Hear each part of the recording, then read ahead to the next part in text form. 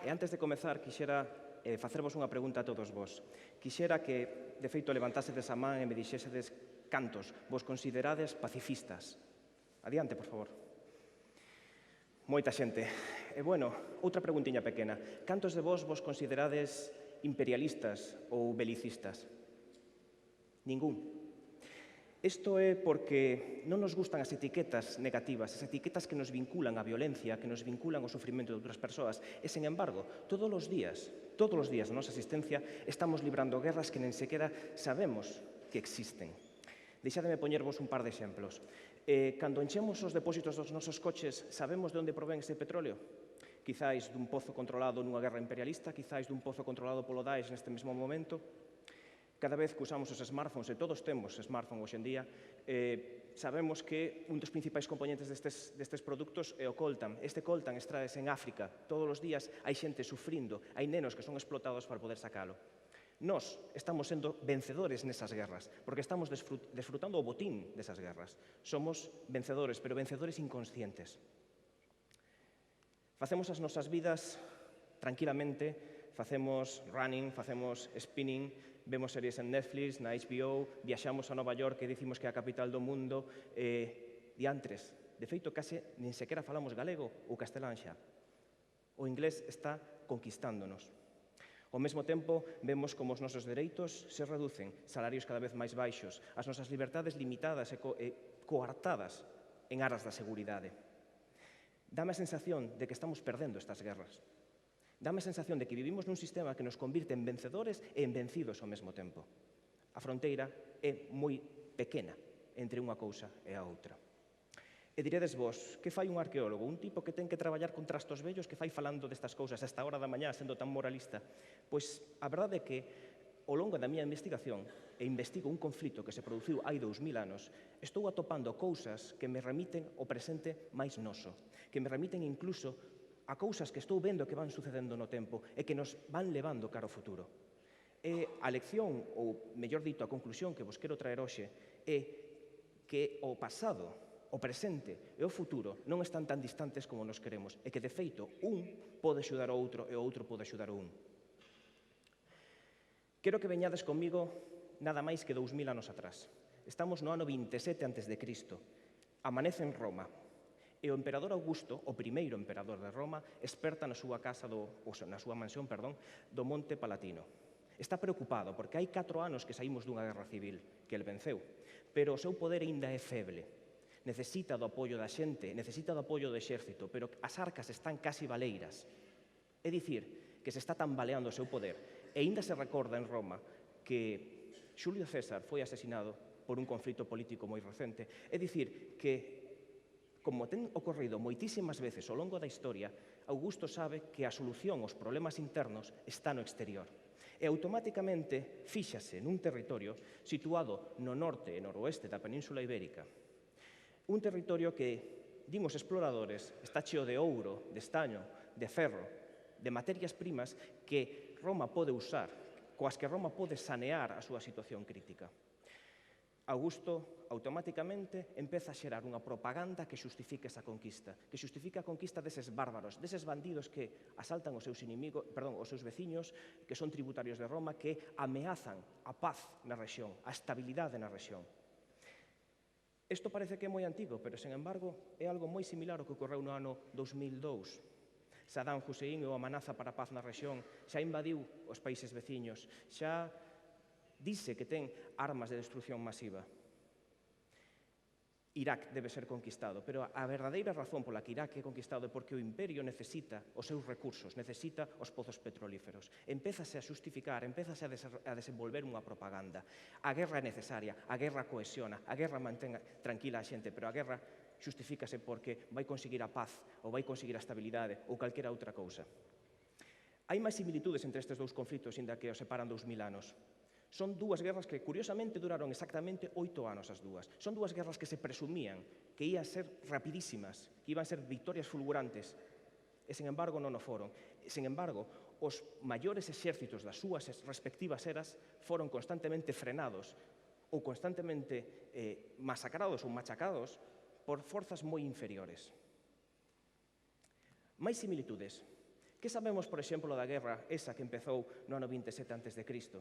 Sabemos que temos uns poucos documentos daquela época que nos falan das campañas desde o lado romano. É dicir, temos a herdanza dunha visión única, é dicir, a visión dun dos dous lados do conflito, unha visión que está imbuída da propaganda. Para que vos facades unha idea de como se precisamente desa guerra de Irak ou da guerra de Afganistán conservásemos simplemente un par de telexornais da Fox News, un número do Washington Post e unha edición especial de La Razón, por poñer un exemplo. É dicir, son fontes tendenciosas. E a partir desas fontes tendenciosas nós non podemos facer historia. Afortunadamente, nos últimos anos, a arqueoloxía está contribuindo a cambiar esta situación, está aportando novos datos, está tratando de desvelar as verdades ocultas, as verdades que en parte se perderon en tempo e en parte foron tapadas adrede nesas fontes das que falo. Como se produxo isto? Pois gracias a unha pequena revolución que nos chamamos a revolución das técnicas de teledetección.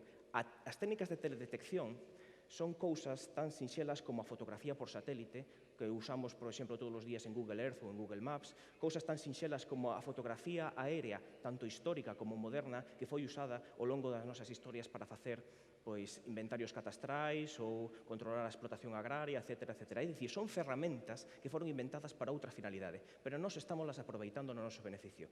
Como? Curiosamente, estas fotografías permítennos detectar as trazas de estructuras do pasado. E como é isto posible? Pois por unha cuestión que se chama acumulación diferencial da humidade. É un principio moi sinxelo. É dicir, onde existiu un foxo e logo foi colmatado, foi tapado, a humidade tende a acumularse en maior medida. Mentres que onde existiu un muro ou outro tipo de estructura compactada, a humidade acumulase menos. Iso que provoca? Que a vegetación creza de maneira diferente nunha zona e noutra. Que, por exemplo, o millo madure máis cedo nunha zona ou que estea verde aínda. Iso que permite ver unhas variacións cromáticas, unhas variacións de coloración nas fotos coas que nós podemos interpretar e detectar estructuras como as que estades vendo na pantalla. Estructuras que van desde a prehistoria recente ata a época romana e moito tempo despois, época medieval e época contemporánea. Ademais, existe outra técnica moi novedosa e revolucionaria, pero que tampouco foi diseñada para a arqueoloxía, senón para a enxeñería forestal, que é o que nós chamamos LIDAR, LIDAR en inglés, que é unha técnica de teledetección que utiliza o láser. Uns pulsos láseres emitidos desde o aire e que co seu rebote o que consiguen facer é un mapeado en 3D do territorio. Pero máis importante aínda, non só permite facer un mapeado do territorio tal e como está, senón que nos permite diferenciar a vegetación, a capa vegetal e eliminala por completo e ter o chan completamente limpo. Imaginadevos o que supón ver Galicia sen eucaliptos, sen toxos, sen fentos, sen nada, limpo por completo. Iso que fai é que vexamos estructuras como se estivésemos neses terreos completamente rozados. Podemos ver castros, podemos ver mámoas, podemos ver tamén campamentos, que é o que nos interesa neste momento. Campamentos militares romanos. Sabemos que os romanos, ao final de cada día de marcha, construían un campamento fortificado, coas súas defensas e coas súas tendas de campaña. Obviamente, son estruturas perecedeiras. Hoxe en día apenas queda nada destas cousas. Son campamentos, digo, moi similares aos que podedes ver nas guerras contemporáneas. Este é un campamento nas aforas de Bagdad.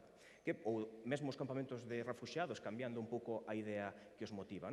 Que pode quedar desto despois que son abandonados? Prácticamente nada, e moito menos despois de 2000 anos. Traio-vos aquí unha imaxe, por exemplo, dun campamento detectado en Asturias e excavado en Asturias. Como vedes, só queda un foxo e un parapeto. Isto é prácticamente imposible verlo sobre o terreo. Sen embargo, estas técnicas de teledetección o que nos permiten facer é velos desde o aire, ver o seu perímetro por completo e recoñecelos como tais. Recoñecer estructuras masivas nas que estiveron acantonados centos ou milleiros de soldados. Aí tedes unhas imaxes, por exemplo, dos campamentos detectados a partir da fotografía aérea e aquí outros detectados a partir da técnica que vos comentaba do LIDAR, que está prácticamente revolucionando a nosa arqueoloxía galega e nacional. Que supón isto para nós? Supón moitos novos datos, porque se no ano 1990 tiñamos únicamente 11 xacementos militares romanos, no ano 2015 son máis dun centenar. 25 anos nada máis. E ted en conta que non só temos máis datos, senón que eses datos son de mellor calidade e eses datos están espallados polo territorio dunha maneira que non nos esperábamos, porque nós, polas fontes, sabíamos que a Guerra de Augusto, por exemplo, se concentrara nas zonas de Asturias ou de Cantabria, pero estamos empezando a topar campamentos tamén no oriente de Galicia. Esa foi unha das grandes sorpresas dos últimos anos. Manolo, que está aquí tamén, foi partícipe precisamente dese descubrimento, unha parte, eu diría que incluso a máis importante, foi quen levantou a lebre. Gracias a isto, conseguimos detectar na zona de Láncara-Sarria, nun lugar chamado a Chá de Santa Marta, ata 3 campamentos todos xuntos, ao lado dos Ancares. Pero 16 kilómetros máis para o oeste, ao lado do río Miño, atopamos outro máis. E na zona de León, os nosos compañeiros viñan de detectar novos campamentos. Iso que nos permitiu facer? Permitiu-nos estendernos no territorio e darnos conta de que existían liñas de penetración, de flanqueo, nun territorio como era Oriental Galaico que non se sabía que estivera participando nestas guerras. Estamos, por tanto, sacando cousas ocultas xa. Non ocultas porque estén baixo terra, senón ocultas porque, ata certo punto, foron ocultadas na nosa historiografía ou foron ocultadas tamén pola propia historiografía romana. Seguimos tirando do fío, empezamos a documentar, empezamos a poder seguir os pasos dos xenerais e dos soldados romanos, empezamos a ver liñas de penetración, en lugares de acampada, bases logísticas, e de repente tiñamos unha perfecta radiografía dun conflito que se producira hai 2000 anos. Un conflito que nos gostamos de chamar asimétrico. A guerra asimétrica é un termo que se definiu, un termo militar, co que se define un conflito no que entran en liza dous componentes diferentes. É dicir, unha potencia moi poderosa, xeralmente imperialista, e unha potencia, digamos, menor. Unha serie de xente que non ten os recursos, ou unha serie de estados que non teñen a potencia militar para plantar cara de igual a igual a esa potencia. Xeralmente son guerras de invasión. Casos como a guerra de Irak, ou como a guerra de Afganistán, ou a guerra de Vietnam son prototípicos neste sentido. Pois hai 2000 anos tiñamos exactamente o mesmo. Por tanto, este termo tan moderno igual é máis antigo do que nos pensábamos, ou ao menos a realidade coa que se define este termo. Temos, como digo, unha potencia imperialista, un exército que é o máis poderoso da súa era, perfectamente disciplinado, brutal, saído dunhas guerras civís, perfectamente adicto ao seu líder. E temos uns comandantes experimentados. E da outra banda, o que temos, a verdade é que non sabemos moi ben o que temos. Temos unha serie de xente que vivía, sabemos, nos castros, pero non sabemos cal era a súa verdadeira capacidade demográfica, a súa verdadeira capacidade militar. E eu, como arqueólogo, a miña obrigación é entrar a estudar tamén este outro lado do conflito, porque precisamente esa outra das cuestións que nos interesa agora mesmo. Eses outros, esa xente que perdeu esa guerra, non está reflexada en ningún tipo de fonte, non está reflexada, non temos textos, non temos testemunhas desa propia sociedade.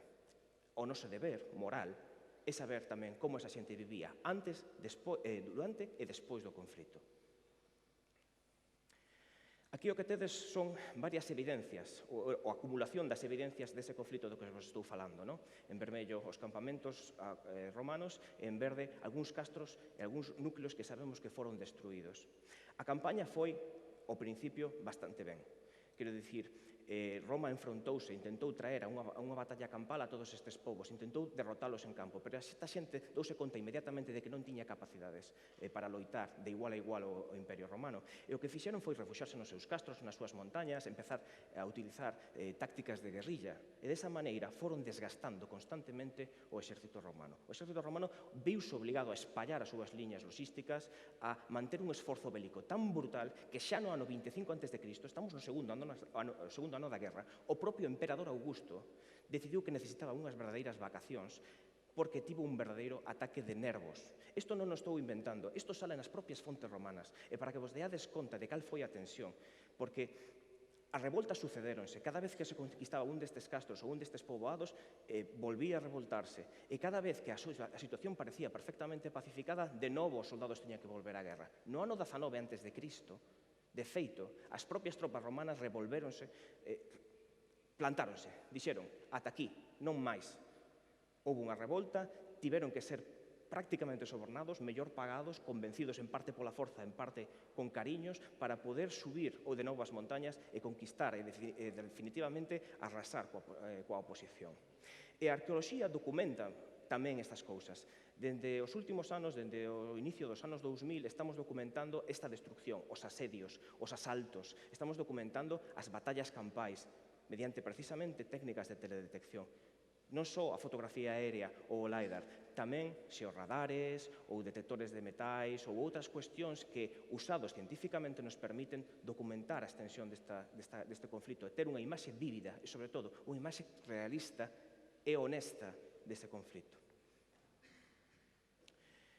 Pero, ademais da violencia física, é dicir, desa destrucción, deses abusos, crucifixións, esclavitudes, amputacións, violacións, etc., que están documentados nas propias fontes romanas, non se cortan absolutamente nada para estas cousas, tamén hai unha violencia simbólica. E que supón isto? Que os sobrevivintes dese conflito foron desplazados dos seus ancestrais núcleos de poboación, foron obligados a explotar a terra de outra maneira, a explotar as minas tamén, é dicir, foron obrigados a integrarse nun novo sistema, que era o sistema de explotación romano. Ante esa situación de cambio, de estrés total, de ver o mundo, o teu mundo feito anacos, o que o ser humano pode facer ante esa situación é ou resistir ou adaptarse, resistencia ou resiliencia. E sabemos que moitos se resistiron e por iso o conflito durou tanto tempo, pero tamén sabemos que moitos optaron ao final por chegar a acordos co poder romano. É dicir, o poder romano tampouco, os romanos tampouco eran tontos e sabían que podían negociar con determinada xente, con certos xefeciños, recoñecerlles ao mellor certas prebendas, negociar un reparto de terras ou de tributos e, sobre todo, reclutar os guerreiros máis válidos e máis novos para as súas propias guerras noutros puntos do imperio. Desa maneira desmilitarizaban a zona, anulaban a oposición. Desa maneira, ao dividir o inimigo, podían vencelo, definitivamente. E solamente tiñan que destruir os poucos núcleos de oposición que xa lle quedaban. E iso foi o que pasou no ano 19 a.C. Esa foi a razón para que se concluiu o conflito, porque non só funcionou a violencia física, senón tamén esa violencia simbólica, esa negociación coa sociedade local. Porque os romanos non eran tontos e sabía que unha guerra só se pode vencer cando se integra, cando se fai gañar a eses vencidos. Esta frase foi pronunciada por... No, esta frase non foi pronunciada por Marco Aurelio. De feito, esta frase foi pronunciada por Don Manuel Fraga Iribarne. Para que vos deades conta de que o pasado non é tan pasado e o presente é bastante pasado. É dicir, en 2000 anos, a retórica do poder non cambiou absolutamente nada. En 2000 anos, a nosa maneira de ver e concebir o mundo non cambiou nada. Cambiou a nosa tecnoloxía, cambiou, ao mellor, outras cuestións que son realmente máis accesorias, pero a nosa maneira de ser, a nosa maneira de plantexar as guerras, os conflitos, a violencia, non cambiou en absoluto. E quero me despedir, precisamente, recalcando esa utilidade do pasado para nós, porque nos permite, o estudo do pasado, nos permite ver con certa perspectiva, con certa distancia, cousas que ao mellor nós mesmos estamos vivindo, e ao afastarnos da nosa realidade podemos recoñecer estar precisamente vivindo esas cousas, esas guerras, esos conflitos, esa violencia directa ou indirecta. Acordeime inmediatamente dunha frase bastante escura da película Gladiator, pola que o lugartenente Quinto di que a xente, os bárbaros neste caso, deberían saber cando foron conquistados. Máximo, o xeral, contesta: saberíalo ti? Saberíao eu? E a miña pregunta para vos é a seguinte: saberíades vos cando estades sendo conquistados? Saberíades vos cando estades vencendo as guerras que estades loitando? Saberíades de feito recoñecer esas guerras? Moitas grazas pola vosa atención.